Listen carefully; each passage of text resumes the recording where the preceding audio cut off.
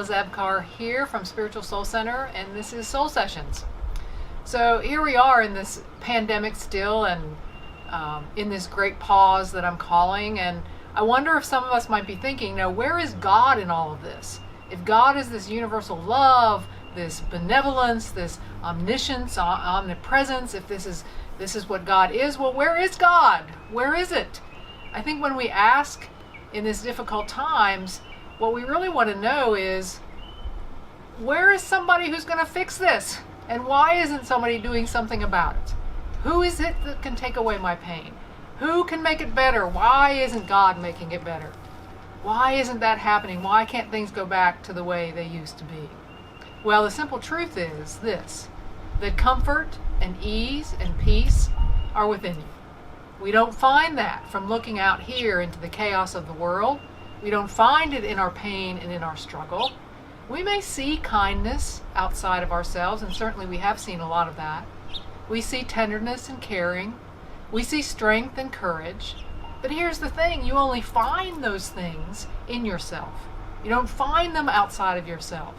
You only call those things forth from within you. That peace, that ease, that grace, that comfort, those things are found within you. And let's face it, we don't like it all the time. We would prefer so many times that when things are hard, when things are bad, when things are difficult, if someone would just come in and take care of it. Humankind, I think, has struggled with this from the beginning of time, wanting something outside of ourselves to lift our burdens, to make things okay, when the teachings really teach us otherwise. I want to share with you this afternoon a reading from an old Hindu story that speaks to this. It goes like this. There was once a time when all human beings were gods, but they so abused their divinity that Brahma, the chief god, decided to take it away from them and hide it where it could never be found. Where to hide the divinity was the question.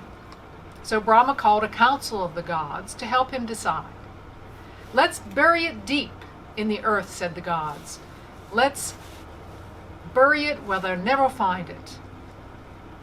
But Brahma said, no, that will not do, because humans will dig into the earth and find it. Then the god says, let's sink it into the deepest ocean. But Brahma said, no, not there, for they will learn to dive into the deep ocean and they will find it there. Then the god said, let's take it to the highest mountaintop and hide it there. But once again, Brahma replied, nope, that will not do either, because they will eventually climb every mountain and once again take up their divinity. Brahma thought for a long time, and then he said, here is what we will do. We will hide their divinity deep within the center of their own being, for humans will never think to look for it there. All the gods agreed that this was the perfect hiding place, and the deed was done.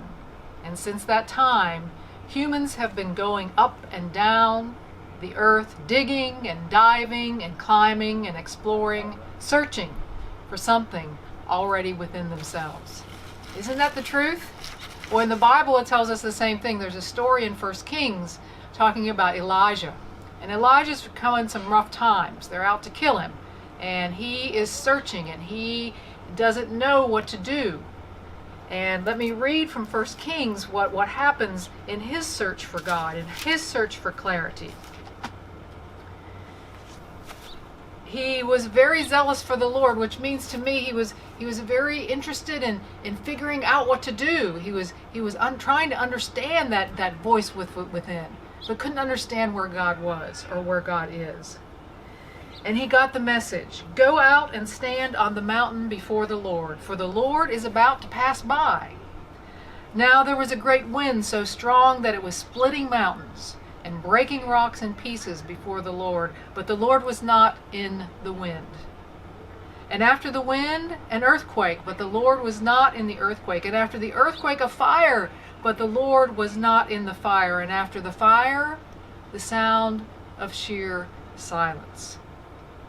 And then, in that silence, there came a voice to him that said, what are you doing here, Elijah?